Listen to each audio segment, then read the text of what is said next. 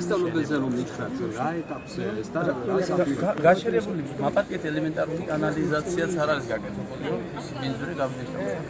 ეს არ არის თავრობის მხრიდან შესრულებული მოგვარებული როგორც თქვენი ძით ისე დახურვილი მოვაგვარებთ მაგრამ არ გვარდება სამწუხაროდ ისე როგორც ქალაქში მეჩეხი ადამიანები რამდენიმე წელია რამდენიმე ათეული წელია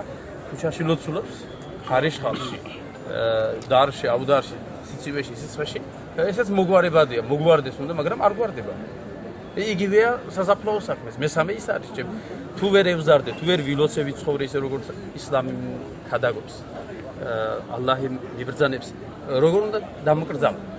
ესეც პრობლემა არის არა და ჩვენ ამ ქვეყნის შვილები ვართ ჩვენ ქართველები ვართ და ჩვენი სამშობლოა ეს მიწა ჩვენია ჩვენი ფეგანტები ბრძანებს რომ სამშობლოს დაცვა რწმენის უმთავრესი პირობა არის რომ მე ამ სადარაჯოზე ვზივარ დგავარ ფხიზლად მაგრამ არ ილოცო არ ისწავლო და არ ზდეიმა ამ უკანონობის კანონიერებაში მოყვანისთვის ხარ დღეს ჩვენ ამრევთან ამ ჯემაღთან შეკრებილი იმედია იმას ვისაც ეკუთვნის ეს იქნება პრეზიდენტის თუ პრემიერის თუ ის რომელი უწყებაც განაგებ